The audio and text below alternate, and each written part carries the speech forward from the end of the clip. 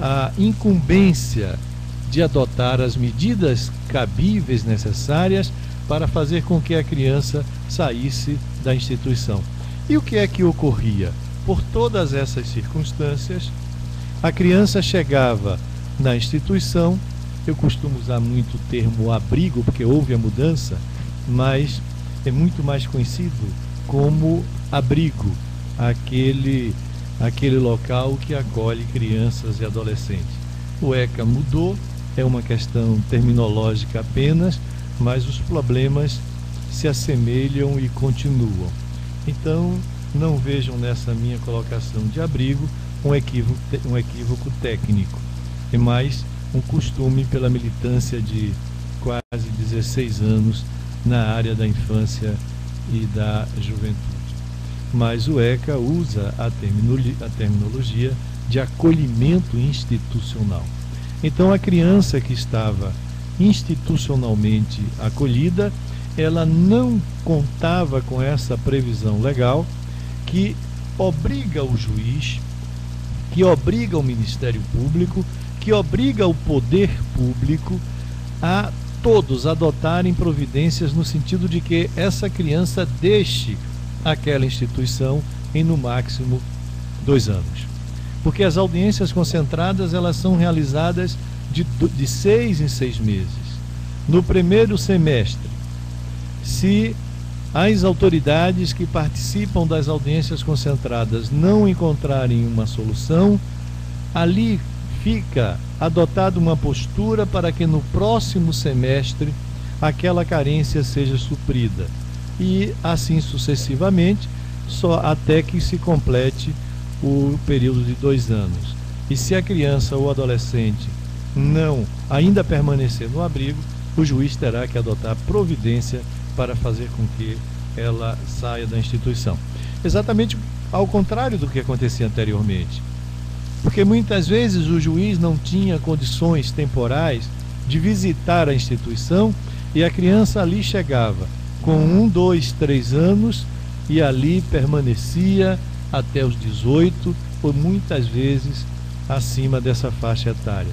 Salvador exibe vários exemplos de jovens com 25, com 30 anos, que chegaram na instituição nos abrigos, nos primeiros dias de vida, no desabrochar de sua existência, e até hoje permanecem já prestando serviço às instituições como adultos.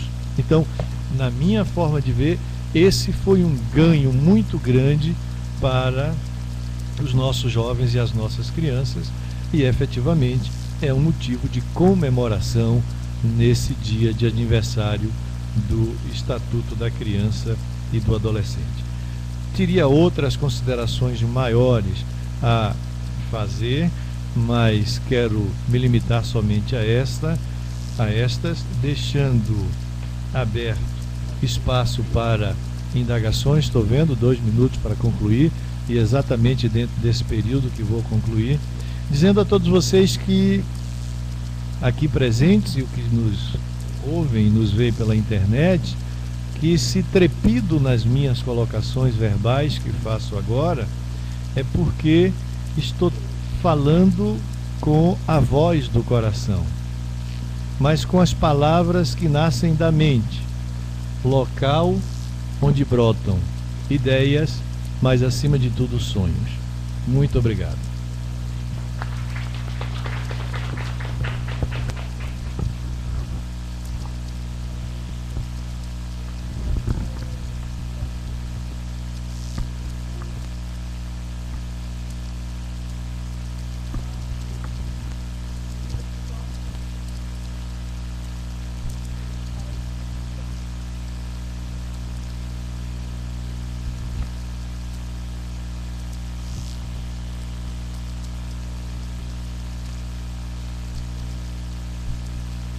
Desculpas, estão tanto quanto afônico. Saudar o desembargador Salomão Rezedar, coordenador da Infância e da Juventude. Realmente, para nós que militamos nessa área da infância, estava na expectativa de saber quem coordenaria essa atividade. Foi para nós muito gratificante saber que foi entregue a alguém que tem 16 anos de experiência nessa área da infância, é professor e que continua justamente vivenciando esse tema com amor, com uma dedicação muito grande. E parabenizar justamente a coordenação da infância e juventude por essa iniciativa, que ela é rara, é única. Recentemente a doutora Cristiana Cordeiro, do CNJ, ficou encantada justamente com esse debate virtual, que é o primeiro, talvez, que esteja se fazendo no Brasil. Cumprimentar o colega Walter Ribeiro Júnior, juiz da infância da juventude de Feira de Santana, colega também há muitos anos militando na área da infância, com uma dedicação muito grande. Cumprimentar também aqui, via internet, o colega Marcos Bandeira, da cidade de Itabuna, aqui comigo, ao lado de Salomão, somos subcoordenadores dessa coordenação da infância e juventude, que por outros motivos não pôde estar presente aqui conosco, que também é um militante extraordinário dessa área, colega Juvino Henrique, também de Vitória da Conquista, da Vara da Infância, colega Sandra Magali Mendonça, também da cidade de Ilhéus, são colegas que têm jurisdição exclusiva na infância e juventude. O tema proposto, inovações, avanços e desafios, realmente é uma complexidade de assuntos que, limitar aqui os 15 minutos também, Salomão, vai ser um primeiro grande desafio. O desembargador Salomão Rezedade disse muito bem que, quando a gente fala em inovações, a gente pode ainda falar. No meu caso, eu vou tratar de medida socioeducativa, não posso deixar de falar do próprio avanço que foi o Estatuto a nível de legislação do direito juvenil no Brasil, espelhando o que estava na chamada Convenção Internacional de Direitos da Criança e do Adolescente. O Estatuto foi publicado 6 meses antes da própria Convenção entrar em vigor. E reflete também as diretrizes de Riad, as regras de Beijing, que depois foram construídas ao longo desses anos. E eu posso afirmar o documento mais moderno, mais avançado de toda a legislação juvenil da América Latina. Eu conheço através de um curso feito na Universidade de Evo Portales, no Chile, pelo Unicef, analisei a legislação do Uruguai e copio o Estatuto da Espanha, meio antigo, do Peru, que é uma cópia muito ruim nossa, da Colômbia. A Argentina tem 3 estatutos, a Costa Rica, enfim, nenhum desses países refletem como estatuto a própria ideologia, os postulados, os princípios que estão na Convenção Internacional dos Direitos da Criança e do Adolescente. Como o desembargador Salomão disse aqui, a Lei 12.010 trouxe repercussões grandes, não só nessa área da adoção, mas processualmente na nossa parte da mídia socioeducativa, na questão dos recursos. Até então, os recursos só tinham um efeito suspensivo. Como nesta reforma, a gente não sabe se por felicidade ou por infelicidade do legislador, se ampliou também o caráter do recurso com efeito suspensivo, não só efeito devolutivo. E isso tem trazido algumas discussões doutrinárias e repercussões práticas no nosso trabalho. Porque o adolescente que vai, por exemplo, condenado, vamos dizer, não gosto de usar a expressão condenado, onde se lhe aplica uma medida de privação de liberdade, como a internação, eu uso a seguinte regra: se ele está solto, estava respondendo solto, porque nos 45 dias não se concluiu o processo, isso ocorre muito. Hoje eu tenho uma grande dificuldade para concluir um processo, que é a falta do laudo, sobretudo o laudo de exame cadavérico. Porque a gente já depende do executivo, onde o Instituto Médico Legal leva 30, 60 dias para passar o laudo. A gente passa a julgar essa altura só com a certidão de óbito, e tem sido aceito pelo menos no Ministério Público da sua condição de dominus litis, é quem aceita, e aí acaba julgando. Então vence o prazo, o adolescente é liberado dos 45 dias. E aí ele vai realmente responder solto. Mas se ele está interno, eu tenho dado a interpretação de manter ele internado e não aceitar o efeito suspensivo. Ora, as regras que foram aplicadas a partir de 2010 está ligado à questão do Código de Processo Civil. E há um princípio que é regra também da própria Convenção e das regras de RIAD, e não se pode aplicar ao adolescente medida mais gravosa do que aquela que seria aplicada ao adulto. Se o adulto tem o direito de responder solto, por que o adolescente vai ter que ficar privado de liberdade? Ainda que o processo possa levar longo tempo, infelizmente, como tem levado nos tribunais, e que às vezes, quando só beija o tempo de cumprimento daquela medida, é um tempo muito pequeno em relação aos 3 anos que ele vai cumprir, e muitas vezes ele comete o ato fracional, na sua maioria, entre 15, 16 e 17 anos. Aliás, a ênfase é nos 16 e 17 anos. E daí lhe sobra, às vezes, 1 ano ou menos de 1 ano, como tem uns casos recentemente, e faltava só 3 meses para cumprir a internação. Jamais eu iria mandá-lo, e com o próprio Ministério Público, o próprio defensor, convertendo em uma outra medida meio aberta, para não dizer que ele passou pela impunidade. São essas circunstâncias que algumas inovações também são avanços, mas também têm sido óbices do ponto de vista da prática.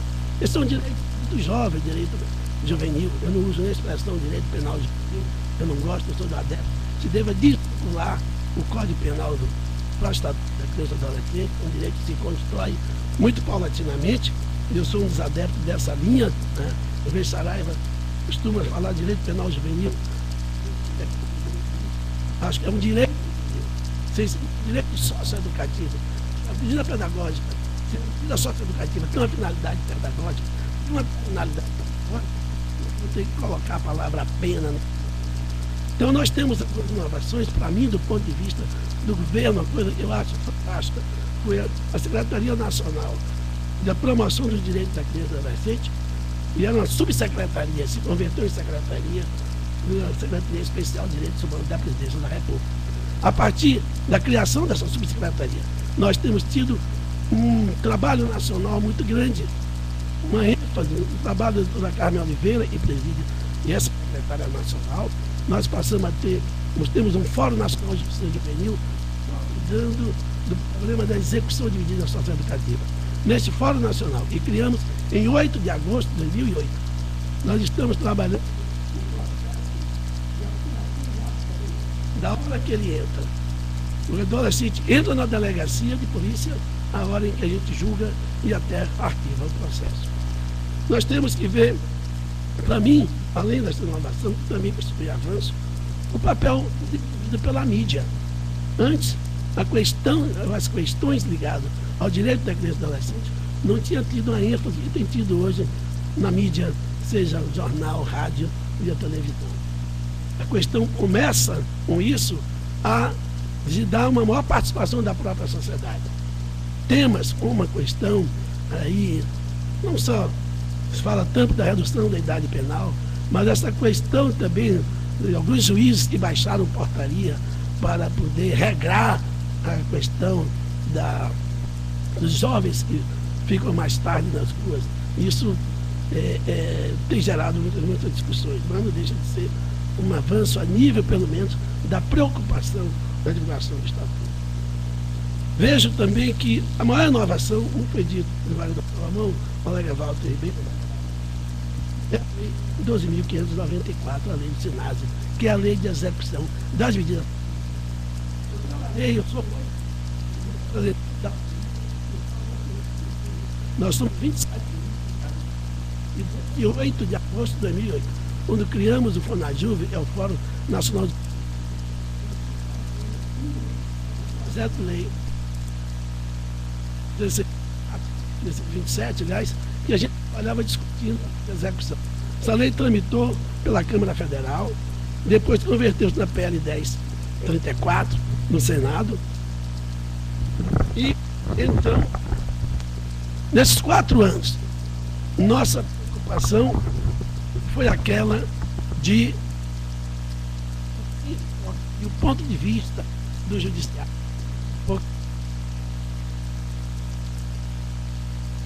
Brasília. E por último, nós aos gabinetes de senadores, a fim de que a lei entrasse em vigor. 13 anos de limitação. que o juiz, então, de Santa Catarina, direito da mata execução da imigração, finalmente, quando eu espera,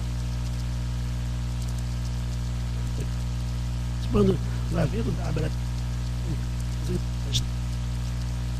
quando da entrada e lá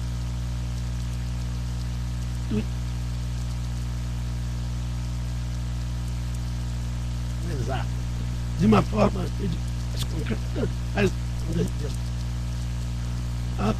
assim,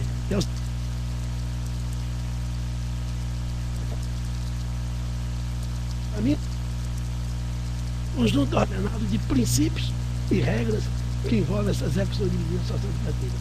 Nele inclui de um plano nacional de atendimento socioeducativo e de um plano estadual de atendimento socioeducativo. E elaborou o plano estadual de atendimento socioeducativo antes dessa lei.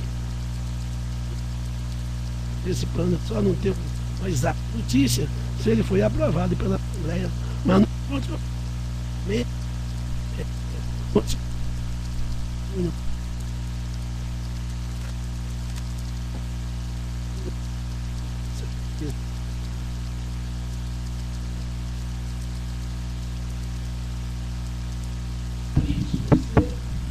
cobrado.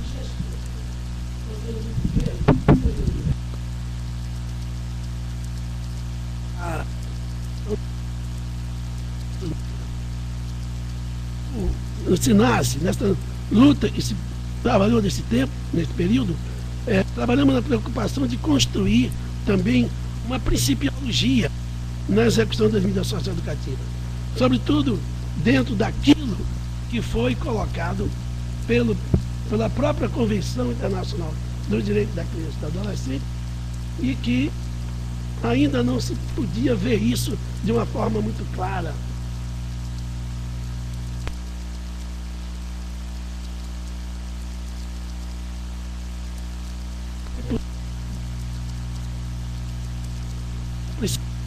Em mente, e não é sempre necessário, o juiz deverá estar aplicando, havendo a intervenção do judiciário. Infelizmente, a nossa cultura é uma cultura de que tudo tem que se desaguar na justiça, é a chamada judicialização dos conflitos. Nós não trabalhamos dentro de uma perspectiva de uma justiça restaurativa, de uma justiça de composição de conflitos. Qualquer que seja a questão, um adolescente e briga na escola, eu tenho um caso do menino e riscou o outro simplesmente com lápis, a diretora da escola pega, leva até a delegacia, o delegado pega e encaminha para o Ministério Público e o Ministério Público representa. Isso é um absurdo, porque na escola ela tem uma estrutura legal e o diretor de escola pode resolver esse conflito, sobretudo de menor quilate, dentro da estrutura da escola. O delegado pode também, vendo a extensão da problemática, não formalizar o boletim de ocorrência circunstanciada. E o Ministério Público cabe, então, dentro do seu poder, conceder uma remissão simples e resolver a pendência aí. Então, você abarrota o judiciário, eu tenho 6.000 processos em andamento, eu diria que a metade não tem razão de ser, de ter chegado ao judiciário. Então, nós temos o desafio aqui de construir também uma mentalidade capaz de superar essa verdadeira febre de judicialização do conflito. O caminho da justiça restaurativa é um grande caminho, é a justiça do século XXI, é a justiça que todos nós sonhamos. A escola em tempo integral, eu tenho defendido abertamente, é outra solução para se evitar que o nosso adolescente esteja nas ruas, no momento que não está na escola, dando o que eles chamam de um rolê para ir cometer os atos fracionais. Então, a questão da prioridade, né, nas práticas dessas medidas restaurativas está versado aí no artigo 35, inciso 3º, quando trata de medida socioeducativa da lei do SINASE. A proporcionalidade da ofensa. Isso me preocupa muito, porque nesses 9 anos de titularidade da vara de execução, eu executo medidas socioeducativas de internação e semi-liberdade, sobretudo de internação, de toda a Bahia. Eu e o colega Walter, em Feira de Santana, nós temos aí, eu tenho 2 minutos para concluir, que infelizmente tem sido aplicado medidas de internação naqueles casos que caberia uma prestação de serviço à comunidade, que caberia simplesmente uma liberdade assistida. Então não se respeita o princípio da proporcionalidade. Além desse princípio de intervenção mínima, nós temos ainda uma novidade e uma inovação, né, e é um avanço ao mesmo tempo, dentro do SINASE, a regulação de vagas. Já está sendo publicada pela Fundac, que de agora em diante, o juiz já sabe, todos os juízes saberão na Bahia, quantas vagas tem na Casa de Salvador e a Comunidade de Atendimento Socioeducativo, quantas tem na Casa de CIA, quantas tem no Gil da Arne, em Feira de Santana ou no Melo Matos, quantas tem na Semi-Liberdade, Colibri de Feira de Santana, na de Camaçari, ou na Unifênix de Salvador, ou na Varanda Vitória da Conquista, e outras tantas que foram criadas. Mas a grande discussão que se tem com o SINASE é quem vai controlar essas vagas. Em alguns estados é a Coordenadoria Geral de Justiça. Em outros estados é o próprio gestor público, no caso da Bahia, a Fundac. Em outros casos é o Judiciário. Parece que a tendência é que fique com o gestor. E nesse aspecto, o SINASE trouxe uma inovação na execução de medida socioeducativa e diz, quando não houver vaga, o juiz deverá aplicar uma medida de meio aberto. Eu acho isso um contrassenso, algo muito perigoso.